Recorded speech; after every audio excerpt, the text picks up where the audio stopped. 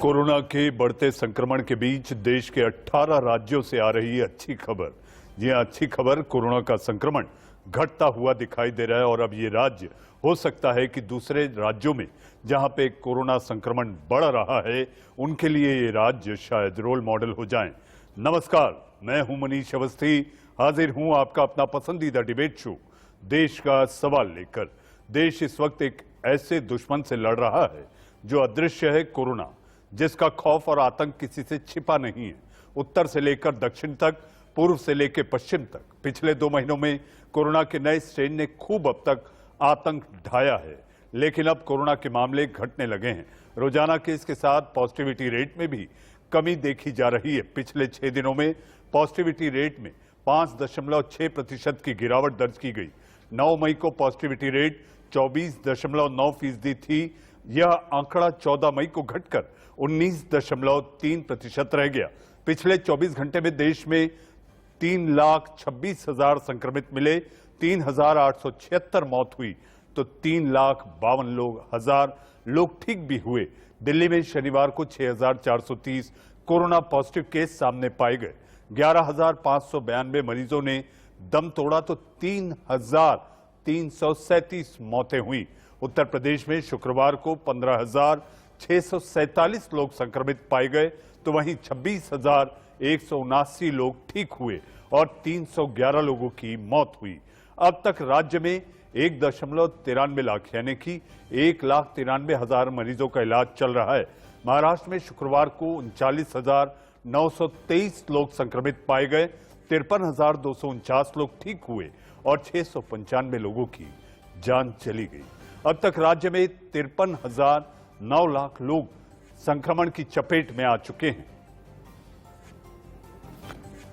अभी जो प्रेजेंट सप्ताह है इसमें सौभाग्य से 4 दिन हमारे जो केसेस हैं उनका नंबर तो कम हुआ ही है उसके मुकाबले, लेकिन हमारे केसेस जो रिकवर हुए उनकी संख्या, जो नए केसेस आए वो उनसे ज़्यादा थी। जो 30 अप्रैल और 6 मई के बीच का जो सप्ताह था इसमें देश की पॉजिटिविटी रेट 21.3% थी, लेकिन जैसे कि थोड़ा थोड़ा हम इम्प्रूवमेंट की तरफ बढ़ रहे हैं तो इस सप्ताह में ये घटकर 19.3% हो गई है। पिछले 12 दिनों से एक्टिव केसेस में एक कमी देख रहे हैं। 3 मई में जो कि 17.13% एक्टिव केसेस थे वह घटते घटते अब 15.1% हो चुके हैं। इसी तरीके से 3 मई से एक रिकवरी में भी हम एक ग्रोथ देख रहे हैं, जहां हमारी रिकवरी परसेंटेज ओवरऑल अराउंड 81.7% थी, वह बढ़ते बढ़ते 83.83% के करीब हो चुकी है। पिछले ऑलमोस्ट 4 से 5 दिनों में हम देखते हैं कि हमारे रिकवर्ड केसेस एक्टिव केसेस से बढ़कर आ रहे हैं और हमारी एवरेज वीकली रिकवरी में भी 11% इंप्रूवमेंट हुआ है, जो कि करीब 3,20,000 था वह बढ़कर 3,57,000 केसेस हो चुका है। एक पेशेंट टू डॉक्टर यानी कि ओपीडी सर्विसेज, एक doctor to doctor consultation. Patient to doctor services अभी 28 राज्यों में चल रही हैं, जिसमें 17,000 से अधिक डॉक्टर्स इन्वॉल्व हैं। इसी तरह डॉक्टर टू डॉक्टर सर्विसेज 22 राज्यों में चल रही हैं, जिसमें 21,000 के करीब डॉक्टर्स लोग इन्वॉल्व हैं। अब तक अगर हम देखें तो पाते हैं कि पेशेंट टू डॉक्टर में 30 लाख से अधिक कंसल्टेशंस हो चुके हैं और इसी तरीके से डॉक्टर टू डॉक्टर कंसल्टेशन में भी करीब 19.7 लाख कंसल्टेशंस हो चुके हैं। जी हां, डॉक्टर हर्षवर्धन और लव अग्रवाल को आप सुन रहे थे। दिल्ली और उत्तर प्रदेश में भी लगातार आंकड़ा गिरता दिखाई दे रहा है, जिससे राज्य सरकारों की परेशानी फिलहाल कम होती दिखाई दे रही है। पिछले 24 घंटों में संक्रमण दर और भी कम हो गई है, 11%। कल ये 12% थी, आज 11% है। तो दिल्ली में धीरे धीरे कोरोना कम हो रहा है। आज से हम ऑक्सीजन कॉन्सेंट्रेटर बैंक शुरू कर रहे हैं। ये क्या है, इसकी क्या ज़रूरत है, क्या काम आएगा, अक्सर देखा जा रहा है कि किसी को कोरोना हुआ, उनकी ऑक्सीजन कम होने लगी। अगर उनको तुरंत ऑक्सीजन दे दी जाए तो उनकी तबीयत ज्यादा बिगड़ने से बचाई जा सकती है। प्रदेश के अंदर 45 प्लस में 1,43,00,000 से अधिक लोगों को टीका दिया जा चुका है। जो भारत सरकार टीका हर व्यक्ति को मुफ्त में उपलब्ध करवा रही है और मथुरा के अंदर भी, मथुरा वृंदावन जनपद के अंदर भी 6,000 से अधिक यूथ अब तक 18 प्लस से टीकाकरण में आच्छादित हो चुका है। प्रदेश के अंदर वर्तमान में टीकाकरण के लिए देश के अंदर उपलब्धता को ध्यान में रखकर ग्लोबल टेंडर भी हम लोगों ने जारी किया है। प्रदेश के अंदर ऑक्सीजन का एक वैकल्पिक जो व्यवस्था हो सकती है, इसमें ऑक्सीजन कंसंट्रेटर एक बड़ी भूमिका का निर्वहन कर रहे हैं। अलग अलग जनपदों को हम लोगों ने कुल 20,000 ऑक्सीजन कंसंट्रेटर अलग से उपलब्ध करवाए हैं। देश के दो प्रदेश के मुख्यमंत्रियों को आप सुन रहे थे, अरविंद केजरीवाल और योगी आदित्यनाथ। जी हां, चेहरे पर थोड़ी राहत दिखाई दे रही थी।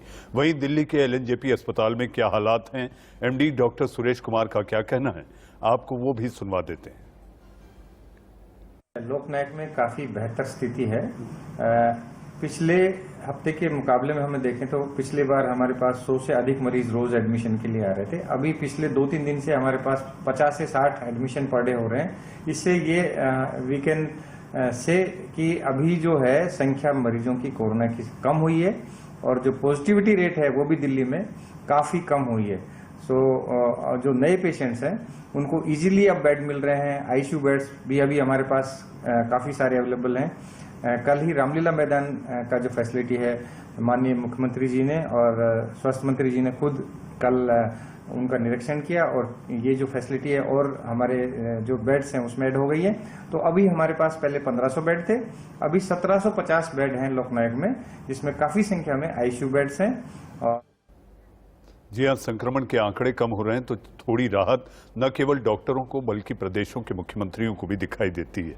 हमारे साथ इसी पर चर्चा करने के लिए जी हां, बहस से ज्यादा आज चर्चा होनी चाहिए कि क्या इन प्रदेशों को रोल मॉडल मान लेना चाहिए, क्योंकि कई ऐसे राज्य हैं, दक्षिण के कई राज्य हैं, बंगाल के पूर्वोत्तर ऐसे कई राज्य हैं जहां पर आंकड़े लगातार बढ़ते दिखाई दे रहे हैं। हमारे साथ मेहमानों के रूप में हमारे साथ बीजेपी के प्रवक्ता विश्वास पाठक जी हमारे साथ हैं और हमारे साथ शिवसेना के नेता प्रवक्ता जी हां किशोर तिवारी जी हमारे साथ हैं। आपके टीवी स्क्रीन पर आप दोनों बधाई के पात्र हैं। विश्वास जी, आप हैरान होंगे बधाई के पात्र क्यों? क्योंकि आपके एक प्रदेश को तो WHO ने उसकी तारीफ कर दी है विश्वास जी, वो है उत्तर प्रदेश। और किशोर तिवारी जी के लिए खुशी और खुशी के साथ साथ थोड़ी राहत, इसलिए क्योंकि सर्वोच्च अदालत ने आपके प्रदेश की तारीफ की है। और हमारे साथ संजीव झा जी भी जुड़ चुके हैं जो आम आदमी पार्टी के प्रवक्ता हैं और आप विधायक भी हैं। संजीव जी, आज आप तीनों को बधाई। बधाई इसलिए कि आपके राज्यों में आंकड़े संक्रमण के कम होते दिखाई दे रहे हैं और इसलिए ऐसा माना जा रहा है कि अब जिन प्रदेशों में आंकड़े बढ़ रहे हैं तो आखिर आप लोगों ने क्या किया, इसको लेकर एक रोल मॉडल की तरह अब वो राज्यों को आप लोगों से पूछकर नियोजन करना चाहिए। मैं आऊंगा एक एक कर आपके पास। सबसे पहले विश्वास पाठक जी। विश्वास जी, महाराष्ट्र की स्थिति को लेकर आज आप ये निश्चित नहीं कहेंगे कि महाराष्ट्र में ऐसा नहीं ऐसा हुआ, क्योंकि आंकड़े बता रहे हैं कि जो नियोजन और जिस तरह से समन्वय के साथ सरकार एक एक कदम आगे बढ़ी, अभी वहां पर जो हालात हैं वो वाकई तारीफे काबिल दिखाई देते हैं, क्योंकि आंकड़े कम होते दिखाई दे रहे हैं। विश्वास जी। मरीज जी, सर्वप्रथम मैं इंडिया न्यूज को धन्यवाद देना चाहता हूं कि वो इस प्रकार से बड़े पॉजिटिविटी के साथ में ये पूरी डिबेट पेश कर रहे हैं। नहीं तो सब चैनल पे हम देख रहे हैं बड़ी नेगेटिविटी दिखाई दे रही है, इसलिए बधाई के तो पात्र आप है। देखिए, मुझे ऐसा लगता है कि जिस प्रकार से केंद्र और राज्य सभी एक साथ काम कर रहे हैं, पीएमओ से इसका कंटिन्यूस मॉनिटरिंग चल रहा है, हेल्थ मिनिस्ट्री से उसका मॉनिटरिंग चल रहा है, फिर रेमडेसिविर का सप्लाई रहो, ऑक्सीजन के यातायात रहो, इस सभी चीजों का एक साइंटिफिक वे से अप्रोच चल रहा है, उसका शायद ये फलित है। देखिए, शुरू में हड़बड़ाहट के कारण तू मैं हुई, राज्यों ने दूसरे राज्यों के ऊपर, केंद्र के ऊपर ब्लेम करने की कोशिश की, लेकिन ये सब जब पता चला कि तू मैं करके कोई मतलब नहीं है, हमें इकट्ठा काम करना है, तो उसका ये फलित है। उत्तर प्रदेश में योगी आदित्यनाथ और उनकी सरकार ने बहुत अच्छी तरह से मॉनिटर किया था सिचुएशन। अदरवाइज उत्तर प्रदेश से बेकाबू हो सकता था, लेकिन कुछ राज्य अभी भी है, जैसे कर्नाटक भी है, उसमें छत्तीसगढ़ भी है, आंध्र प्रदेश भी है, जिसमें परिस्थिति बिगड़ रही है। मुझे ऐसा लगता है कि हमारा जो मदद कार्य है उसके साथ साथ भी कोरोना का जो सेकंड म्यूटेंट है उसकी कैरेक्टरिस्टिक्स बड़ी विचित्र है और हर प्रदेश में हर प्रकार से अलग प्रकार से पेश आ रहा है और उसका अपना एक पीक है, हर डिस्ट्रिक्ट का एक पीक है और पीक जाने के बाद भी उसका एडवांटेज मिल रहा है। तो इसी प्रकार से इन राज्यों में, जैसे महाराष्ट्र में है, मुंबई में 3rd वीक ऑफ अप्रैल में इसका पीक आ गया था, पीक अभी घट रहा है, उसके कारण भी रिकवरी है। यहाँ की जो IAS ऑफिसर है इकबाल चहल, उन्होंने भी अच्छा BMC में मॉनिटरिंग किया, लेकिन उसी समय नागपुर जो महाराष्ट्र में आता है, नागपुर में बड़ा पीक चल रहा था, या नासिक में पीक चल रहा था, पुणे में पीक चल रहा था।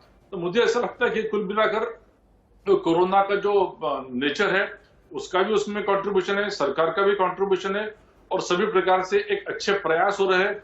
वैक्सीनेशन भी बढ़ रहा है, आज 18 करोड़ के आसपास वैक्सीन हो रहा है। दूसरी राहत के बाद दिसंबर तक केंद्र सरकार द्वारा सभी लोगों को भारतवर्ष में वैक्सीन दिया जाएगा। DRDO की दवाई भी मार्केट में आ गई है जो RT-PCR रिपोर्ट को तुरंत न्यूट्रल करती है।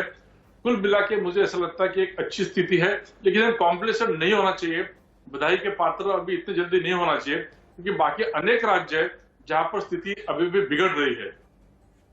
विश्वास जी, आज संघ प्रमुख, चूंकि मुझे स्मरण आता है कि आप संघ का जो मुखपत्र है तरुण भारत के आप प्रबंध निदेशक भी रहे हैं, आज संघ प्रमुख ने भी कुछ कहा है कोरोना को लेकर। हम चाहेंगे कि आप बताएं कि संघ प्रमुख आखिर क्या कहना चाहते हैं, कि संघ के जो कार्यकर्ता हैं, संघ के जो स्वयंसेवक हैं, वो कोरोना में किस तरह से अपने आप को झोंकने का काम कर रहे हैं। मनीष जी, हमारे सरसंघचालक परम पूज्य मोहनराव भागवत, इन्होंने अभी 1 घंटा पहले अपना वक्तव्य किया, भाषण दिया। उसमें उन्होंने ये कहा कि भारत की जो हमारी नींव है, जड़ है, हम लोग कितना भी बड़ा संकट आओ उससे जूझते और उसके ऊपर हम विजय प्राप्त करते हैं। संघ के सब स्वयंसेवक पूरे देश में काम कर रहे हैं। इसी प्रकार का वक्तव्य हमारे प्रधानमंत्री मोदी जी ने भी कहा कि संकट बड़ा अदृश्य है, बड़ा विचित्र है, लेकिन हम उसको हावी होने नहीं देंगे, हम उस पर जीत पाएंगे। उसी प्रकार से हम लोग मार्गक्रमण कर रहे हैं। जी विश्वास जी, आऊंगा आपके पास, और मुझे लगता है कि आज आप ही लोगों को वो सारी बातें कहनी चाहिए कि आपके प्रदेशों में आखिर कोरोना संक्रमण को लेकर आपकी सरकारों के नियोजन और समन्वय के तहत किस तरह से संक्रमण और आंकड़ों को लेकर धीरे धीरे आंकड़े घटते जा रहे हैं। मेरे साथ संजीव झा साहब है। किशोर जी, मैं आऊंगा आपके पास, क्योंकि महाराष्ट्र से अभी विश्वास पाठक थे, तो बैक टू बैक महाराष्ट्र ठीक नहीं होगा। अब आता हूं महाराष्ट्र से दिल्ली की तरफ चलते हैं। संजीव झा जी हैं और किशोर जी उसके बाद आपके पास आऊंगा। झा साहब, बधाई के पात्र, दिल्ली एक रोल मॉडल बनता दिख रहा है, संक्रमण के आंकड़े कम हो रहे हैं, और इसके साथ साथ अगर ये कहा जाए कि जो अतीत में हुआ, जिस तरह से आरोप प्रत्यारोप, टीका टिप्पणी, ये हुआ वो नहीं हुआ, लेकिन अब इस समय जनता ये चाहती है कि आखिर कोरोना को लेकर सरकारें मिलकर लड़ें और इसके साथ साथ कोरोना को हराया जाए। झा साहब।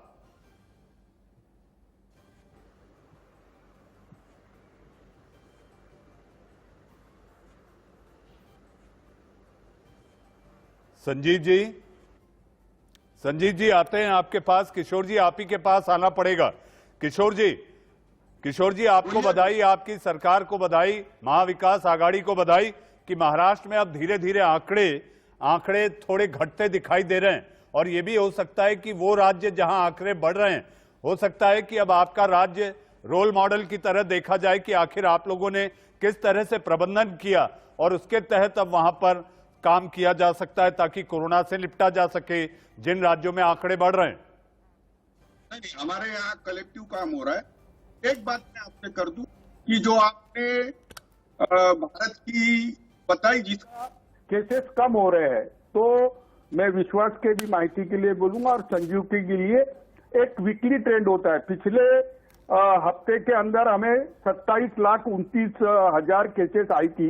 अभी इस हफ्ते में हमारे पास 24,85,000 केसेस आई, जो -10% है। अगर केसेस इसी प्रकार के माइनस होते रहे 10% तो हमें एक कंफर्मेशन मिलता है कि ये पीक है। लेकिन एक हफ्ते के अंदर, जब पिछले हफ्ते में हमारे केसेस केवल 26,000 ही मरे थे, 26,430।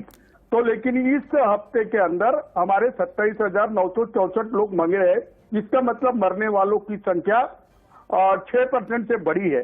वैसे ही क्रिटिकल पेशेंट हमारे कम हुए हैं। अब आपने मृत्यु दर तो बताया, मृत्यु दर 1.29 है, पॉजिटिविटी रेट भी आपने ड्रॉप किया, रिकवरी हमारी नए पेशेंट से ज्यादा है, ये भी अच्छी बात है। एक्टिव केसेस के अंदर 50,000 से कमी आई है, लेकिन महाराष्ट्र का एक मॉडल बना है, ये बात है। इकबाल चहल ने दिल्ली बंबई को बहुत अच्छे तरीके से संभाला है, और पुणे भी अभी हमारे रोल मॉडल पे आया है, और सब जिले में अच्छा काम हो रहा है। लेकिन मनीष अवस्थी, मैं यवतमाल जिले के आदिवासी विभागों में फील्ड में हूं। मैं फील्ड में देख रहा हूं कि ग्रामीण विभाग में अभी संक्रमण पीक पर है, और अज्ञान जो होता है ना, अज्ञान के वजह से लोग है ना खुलकर ट्रेसिंग नहीं हो पा रहा, टेस्टिंग नहीं हो पा रहा, और हर देहात में मैं जाता हूं तो अनरिपोर्टेड डेथ 4-5 होती है। तो इसके लिए मैं बताता हूं आपको कि हमें तैयारी से रहना पड़ेगा और करना पड़ेगा। तो महाराष्ट्र के ये मॉडल है, और एक बात तुमने बोली कि ये मॉडल है, सब है, लेकिन एक बात मुझे लगता है कि थोड़ा सा हमें अभी सब्र से लेना पड़ेगा। इतनी कम तो केसेस भी नहीं हुई, और एक डर मुझे लगता है कहीं डॉक्टर अपनी पीठ थपथपाने के लिए बहुत जल्दी पेशेंट को निगेटिव करके भेज तो नहीं दे रहे, क्योंकि अगर कोई कोरोना से मुक्त होता है तो उसके बाद भी उसे दिक्कतें हो रही है, उसे काली फंगस से लोग बीमार पड़ रहे हैं, उसके बाद ब्लड क्लॉट आने से कार्डियक अरेस्ट हो रहा है। तो संकट कम हो रहा है, ये बहुत अच्छी बात है, लेकिन संकट कम होना इससे ज्यादा महत्व की बात तो ये है कि हमको इससे मुक्ति पाना है। मैं फिर से एक बात बोलूंगा, नितिन गडकरी से आज मेरी सुबह बात हो रही थी, तो नितिन गडकरी जी ने बताया कि हमें वो वर्धा से लातूर तक भेज रहे हैं, वर्धा से लातूर तक रेमडेसिविर भेज रहे हैं। केंद्र सरकार ने तो 10-20 हजार दिए, किशोर जी आपने महाराष्ट्र, मराठवाड़ा, विदर्भ, आपने सबकी जानकारी दी, और इसके साथ साथ आपने ये बताया कि आखिर क्या किया जा रहा है। हमारे साथ संजीव झा जी हैं। संजीव जी, मैं पहले पहर में आपके पास आया था, लेकिन आप तक आवाज नहीं पहुंच पाई। संजीव जी, आपको बधाई इसलिए, आपकी सरकार जिस तरह से संक्रमण को लेकर आंकड़ों पर नियोजन, समन्वय, और इसके साथ साथ जब आरोप प्रत्यारोप होता रहा तो आपके मैनेजमेंट पर उंगली उठी, लेकिन जब आंकड़े कम आ रहे हैं तो स्वास्थ्य मंत्रालय भी ये कह रहा है कि ये अपने आप में एक सुखद खबर है। संजीव जी। हाँ बिल्कुल, आपने ठीक देखेंगे तो ऐसा लग रहा था कि कोरोना पीक पे है और कुछ चुनौतियां हैं, और तभी दिल्ली में लॉकडाउन लगाना पड़ा, और लॉकडाउन लगाने के बाद पूरी कोशिश रही कि हमारी हेल्थ इंफ्रा ठीक कैसे हो। और यही कारण है कि जब हेल्थ इंफ्रा में हमने और काम करना शुरू किया, हमने ऑक्सीजन बेड बढ़ाए, हमने वेंटिलेटर की संख्या बढ़ाया। अभी देखिए कमोबेश हम दिल्ली में 10,000 ऑक्सीजन बेड जो पहले एग्जिस्टिंग था उससे बढ़ाया गया, क्योंकि सबसे ज्यादा जरूरत जो पड़ती है ऑक्सीजन की पड़ती है। तो अगर ऑक्सीजन आप ठीक से उपलब्ध करा दें, ऑक्सीजन बेड अगर पेशेंट को मिल जाए तो प्राइमरी स्टेज में ठीक हो जाता है। फिर अब जब हमने देखा कि हॉस्पिटल्स में जो पेशेंट है वो थोड़े क्रिटिकल हो रहे हैं, दिल्ली ने रिकॉर्ड काम किया। दिल्ली के मुख्यमंत्री के में दिल्ली की हमारे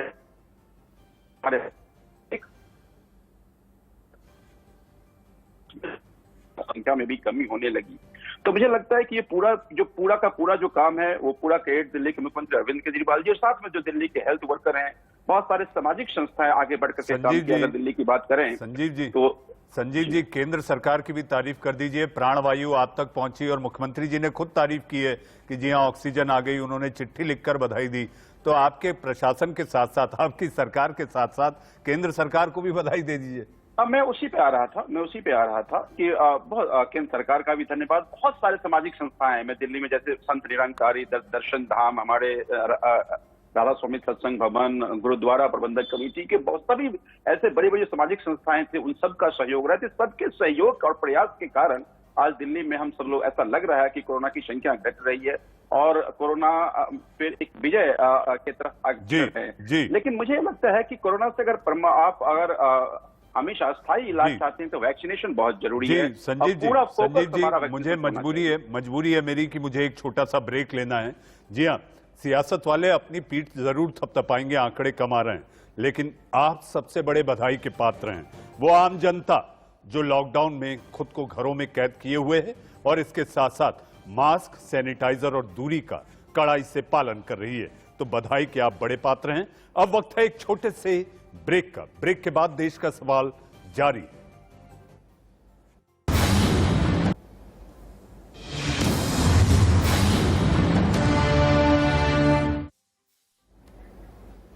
ब्रेक के बाद आपका फिर एक बार स्वागत है देश का सवाल में। और हमारे साथ इस कड़ी में दो खास और मेहमान जुड़ चुके हैं जो कि अपने आप में विशेषज्ञ हैं। हमारे साथ अमेरिका से डॉक्टर धीरज कौल हमारे साथ हैं जो कि डाटा माइनिंग एक्सपर्ट भी हैं और आप फिजिशियन हैं। डॉक्टर कौल, आपका बहुत बहुत स्वागत।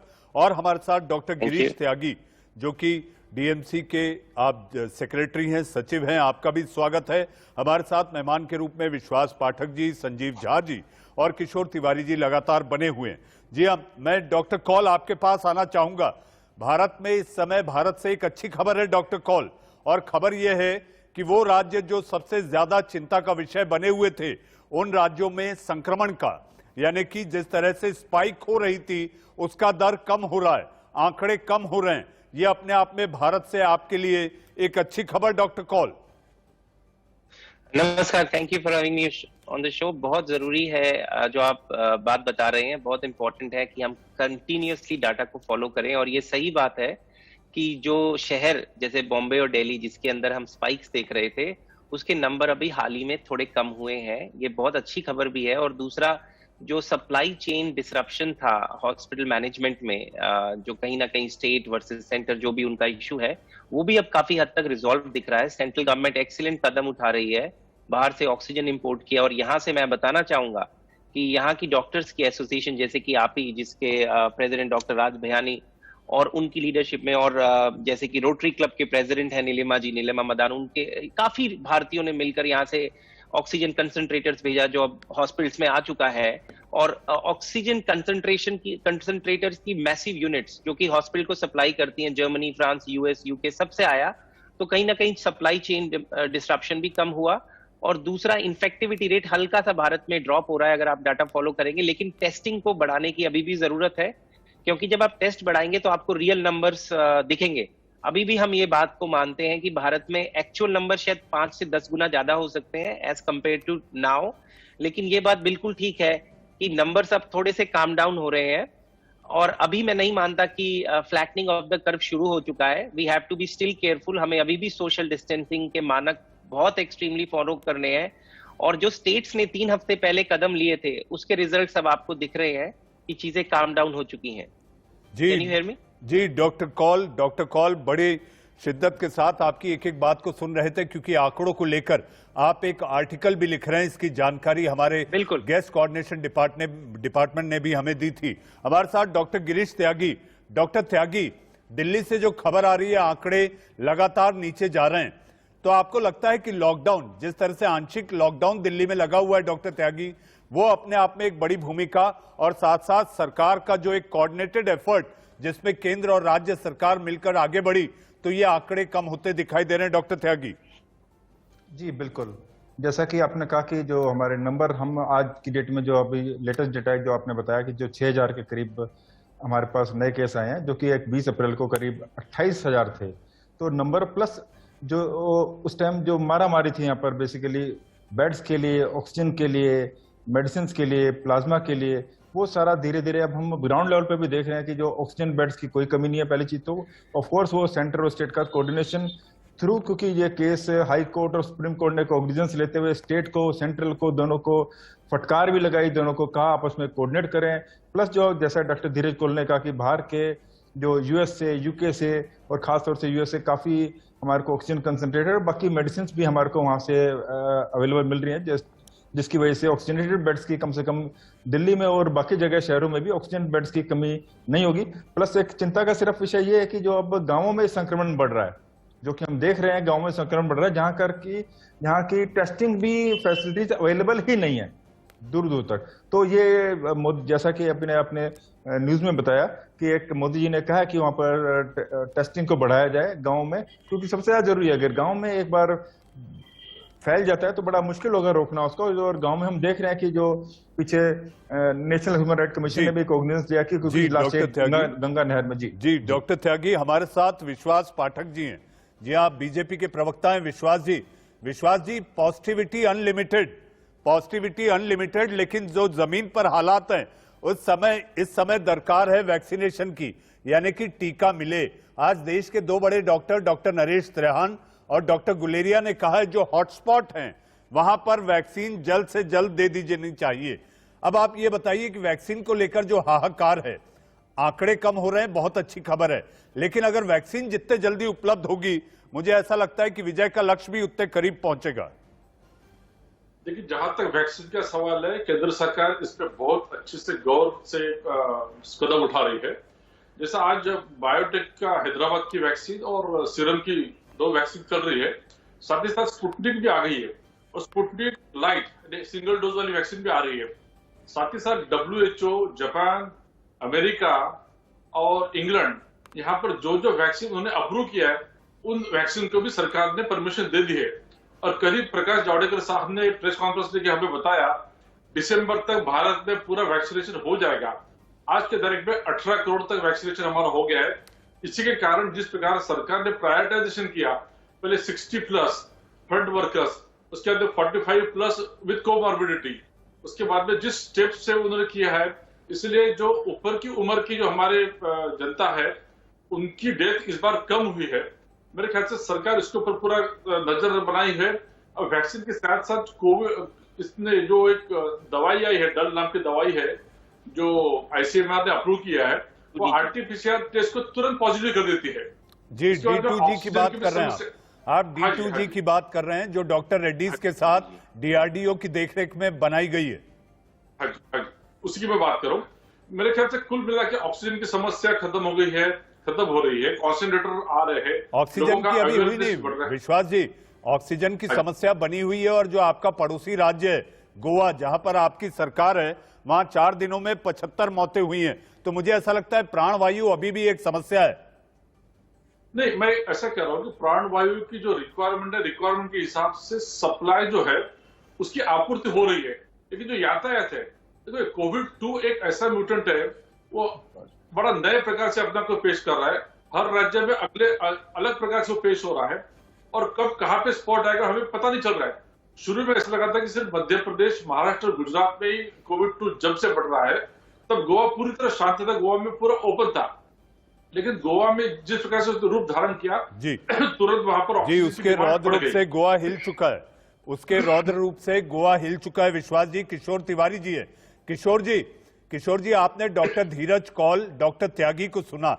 मुझे याद है आप लगातार देश के सवाल की बहस में जब आए, और जब महाराष्ट्र में पहला लॉकडाउन लगा तो आप इसके खिलाफ थे कि लॉकडाउन नहीं लगना चाहिए। लेकिन डॉक्टर कौल का आंकड़ा, जो कि अपने आप में विशेषज्ञ हैं, डाटा माइनिंग एक्सपर्ट हैं, उनका ये कहना है कि ये वाकई सपोर्ट करता है। और जो लॉकडाउन है, जो आंकड़े आपके कम हो रहे हैं, ये एक लॉकडाउन इसमें बड़ी भूमिका निभा रहा है। इसके साथ साथ एक और छोटा सवाल किशोर जी, इस समय बाकी 18 राज्यों को छोड़कर जो राज्य हैं, चाहे पूर्वोत्तर के राज्य हो, पश्चिम बंगाल हो, तमिलनाडु, केरल हो, ये सारे वो राज्य हैं जो चुनावी राज्य रहे हैं और वो अब टेंशन बढ़ा रहे हैं। किशोर जी, नहीं, टेंशन तो सारे भारत में ही बढ़ा हुआ है।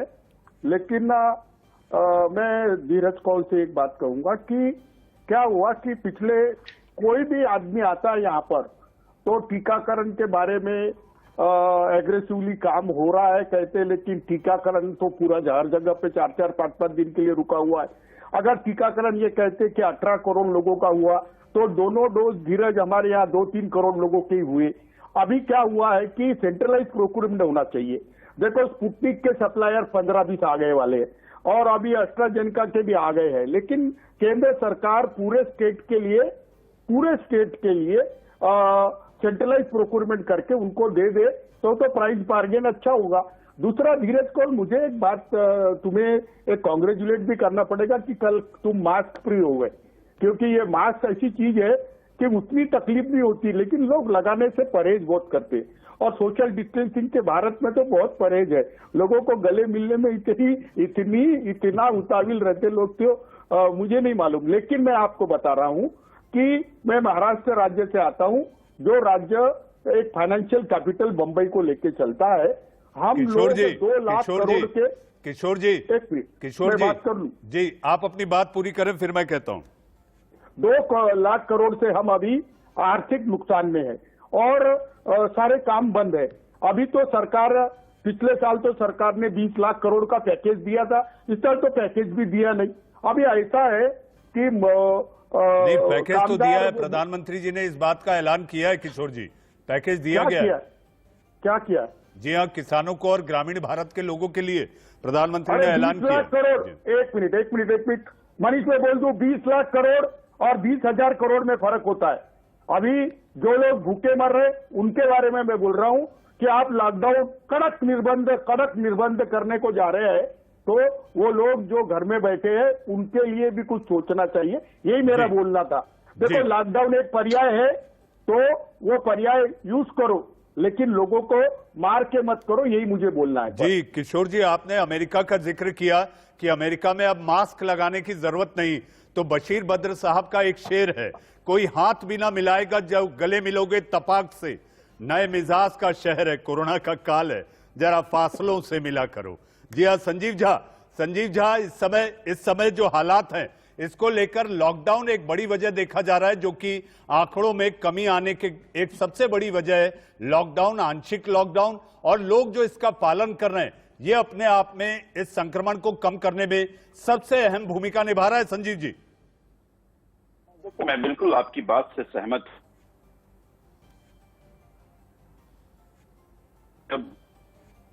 चाहे डेंगू के खिलाफ अभियान हो या कोरोना के काल में हो, तो मुझे लगता है कि आज ये जो संक्रमण दर कम हुआ है, आपने बिल्कुल ठीक कहा, इसमें दिल्ली के लोगों को बहुत बड़ा हाथ रहा, क्योंकि वो घर से बाहर नहीं निकले, पूरी कोरोना के प्रोटोकॉल का उन्होंने पालन किया और उसका ये परिणाम है कि संक्रमण दर कम हुआ। ये जो दूसरी बात आप लोग अभी डिस्कस कर रहे थे कि अगर इसका अस्थायी इलाज हम सबको करना है, तो मुझे लगता है कि वैक्सीनेशन को हमें तेज करना पड़ेगा। हमें वो सारे अपने